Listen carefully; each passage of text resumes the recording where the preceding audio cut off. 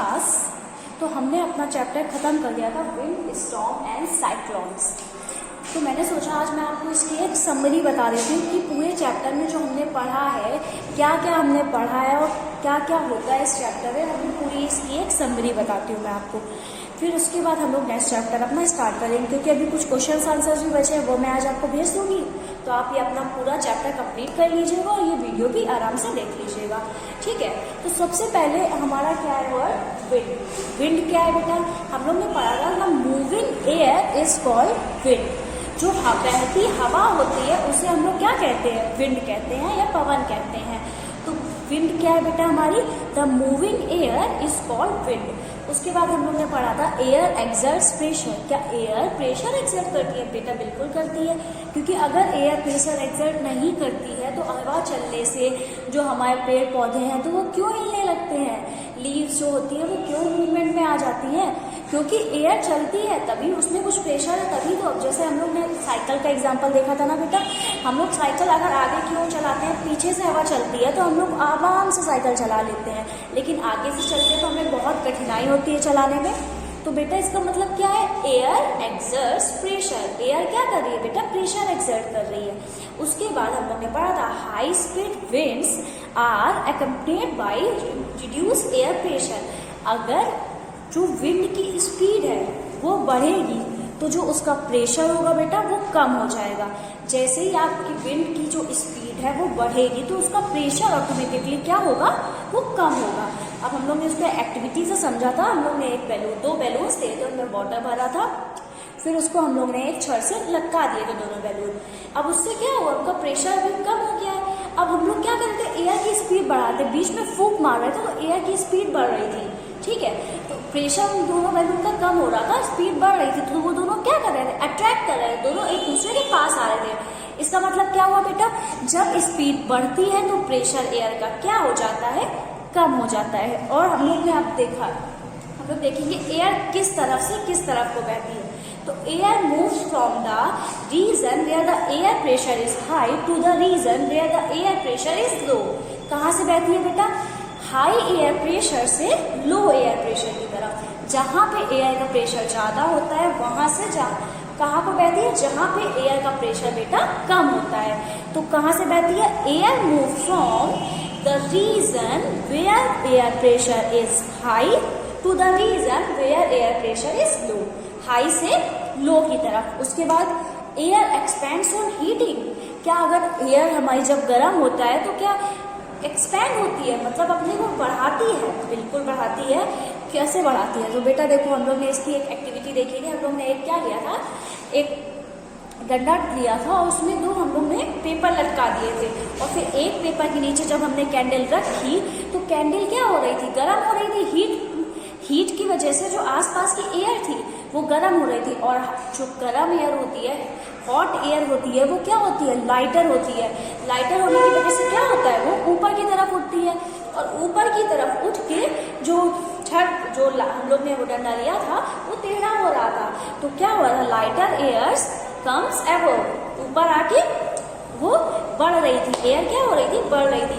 The warm air is lighter than the cold air. जो warm air हमारी गर्म air होती है वो क्या होती है, लाइट होती है, किससे, कोल्ड एयर से। तो warm air is lighter than the cold air. अब हम लोग ने पढ़ा था wind current are generated due to uneven heating of the earth. Uneven heating मतलब बेटा जो अर्थ है हमारी हर जगह सेम तो नहीं है, वो सर्कल में है ना बेटा। तो जो इक्वेटर के पास के जो रीजन होते हैं 0 to 30 डिग्री रीजन्स, वहाँ पे क्या होता है, सनलाइट जो होती है बहुत ज्यादा पड़ती है, तो वहाँ के एरिया जो होता है वो कैसा होता है, हॉट होता है, ह्यूमिड होता है। इसकी वजह से वहाँ पे जहाँ पे एयर ज्यादा, सनलाइट ज्यादा पड़ रही है, वहाँ की एयर क्या होगी, जल्दी गर्म होगी, जल्दी वार्म होगी। तो इसकी वजह से जो हीटिंग होती है हमारे अर्थ में वो अनइवन होती है, हर जगह एक तरह से नहीं होती है, कहीं पे ज्यादा होती है और कहीं पे कम होती है। और कहाँ पे बेटा ज्यादा होती है, 0 से 30 डिग्री तक जो हीटिंग होती है वो बहुत ज्यादा होती है, ठीक है बेटा। उसके बाद uneven heating of land and water. अब बेटा हमारी पूरी ऐसा तो है नहीं धरती में सिर्फ लैंड ही लैंड है, वाटर भी आपने देखा है, रिवर्स है, हमारी लेक्स है, ओशियंस है, सी है। तो ये क्या है बेटा, ये हमारा आता है वाटर में, और हम लोग जहाँ रहते हैं पहाड़, ये सब हमारा क्या आता है बेटा, लैंड में। अनइवन हीटिंग से आप क्या समझते हैं कि अलग अलग तरह से हीटिंग होती है। जो हमारा जो सी है, जो वाटर का पार्ट है वो देर में गर्म होता है, बल्कि हमारा जो लैंड का पार्ट है जहाँ हम लोग रहते हैं वो जल्दी गर्म हो जाता है। तो अगर जैसे सनलाइट पड़ती है तो जो हम लोग का लैंड का एरिया है वो बहुत जल्दी गर्म हो जाएगा, लेकिन जो हम लोग की वो ओशियंस का एरिया है, जो वाटर का एरिया है, वो देर में गर्म होता है। और वाटर के एरिया से, जो ओशियन से जो हम लोग की तरफ जो एयर चलती है बेटा, उसको हम लोग बोलते हैं, जो विंड बहती है, ब्लो होती है, तो blow wind from ocean towards land. समझ है बेटा, the wind flow from the ocean towards land, these winds are monsoon winds. जो विंड्स ओशियन से लैंड की तरफ बहती हैं बेटा, वो हमारी होती हैं मॉनसून विंड्स। ठीक है, मॉनसून विंड्स कैरी वाटर। हम लोग ने पढ़ा था जो मॉनसून विंड्स होती है उनमें क्या होता है, हल्का हल्का पानी होता है, जिसकी वजह से फिर हम लोग के जो हम लोग की अर्थ होती है उसमें जिस मॉनसून विंड्स की वजह से फिर क्या होता है, जब हम कैरी करते हैं वाटर को, तो उसकी वजह से हम लोग के अर्थ में क्या होती है, बारिश होती है। उसके बाद हम लोग ने पढ़ा था थंडर स्टॉर्म एंड साइक्लोन।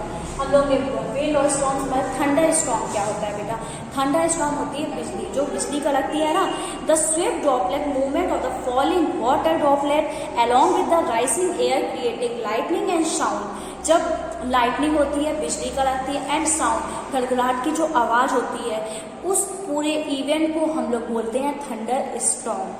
जब बहुत तेज बारिश होती है तो फिर आप देखते हैं ना कि बिजली का रख रही है, लाइटनिंग होती है और साउंड भी इसमें प्रोड्यूस होता है, तो वो हमारा इवेंट क्या कहलाता है बेटा, थंडर स्टॉर्म। उसके बाद एक थंडर स्टॉर्म ऐसा क्या होता है कि वो साइक्लोन बन जाता है।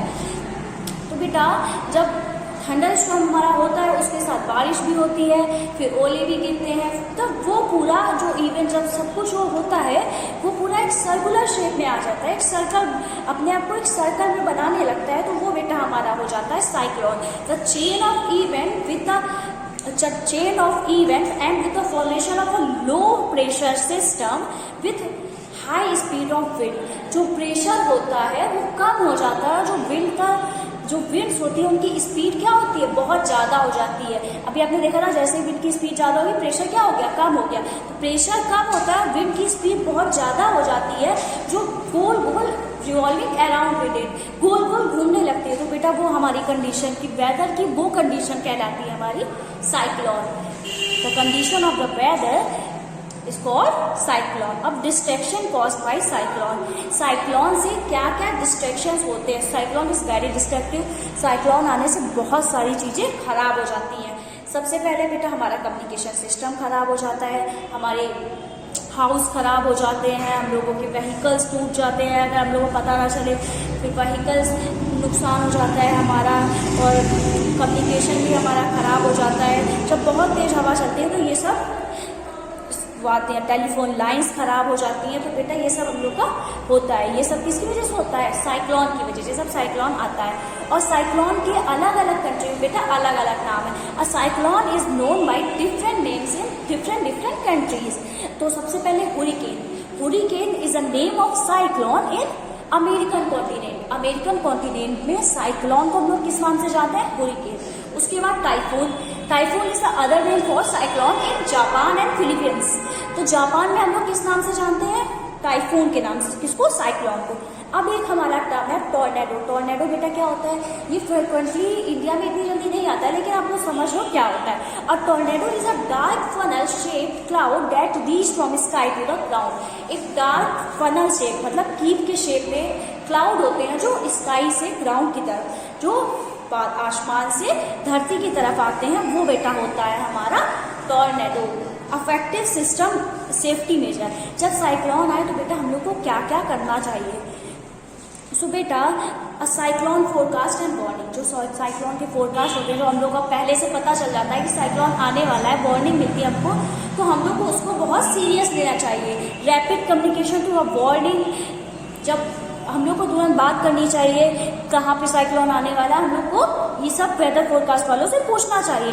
Construction of cyclone shelter in the cyclone prone area, जहाँ पे साइक्लोन आने की संभावना है वहाँ पे हम लोग को क्या बनाने चाहिए, साइक्लोन के शेल्टर बनाने चाहिए। जैसे हम लोग को पता चल जाता है कि यहाँ पे समुद्री तट के पास तो साइक्लोन आने वाला है, तो गवर्नमेंट क्या करती है, थोड़ा आगे जाके जहाँ तक साइक्लोन का जो एरिया है उससे थोड़ा दूर हट के क्या बनाती है, साइक्लोन शेल्टर। और वहाँ पे किसको रखा जाता है, जहाँ पे जैसे हम लोग जहाँ रहते हैं वहाँ पे अगर साइक्लोन आने वाला है और हम लोग को पता चल गया तो हम लोग को वो शिफ्ट कर देगी साइक्लोन शेल्टर में, हम लोग को वहाँ पे गवर्नमेंट शिफ्ट कर देती है। और पहले पे इतने प्रिकॉशंस नहीं थे, पहले इतनी हम लोग के पास वो सुविधाएं नहीं थी, लेकिन अब इतनी हो गई है कि साइक्लोन अलर्ट मिल जाते हैं thanks to satellite and radar. Satellite और रेडार्स की वजह से हम लोग को साइक्लोन अलर्ट, साइक्लोन वॉच और साइक्लोन वार्निंग सब कुछ मिल जाता है। एडवांस में हम लोग 24 आवर्स के पहले ही पता चल जाता है कि साइक्लोन आने वाला है, हम लोग उससे सेफ्टी कर सकते हैं। बेटा ये हमारा पूरा चैप्टर था विंड, स्टॉर्म एंड साइक्लोन। मैंने एक बार आपको पूरा थोड़ा थोड़ा करके आपको पूरा समरी में समझा दिया है। और इसके बाद कल हम लोग स्टार्ट करेंगे अपना सॉइल, और जो इसके बचे हुए क्वेश्चन आंसर है वो मैं आज आपको भेज दूंगी, तो आप उसे कंप्लीट कर लेना। ओके बच्चों, थैंक यू क्लास।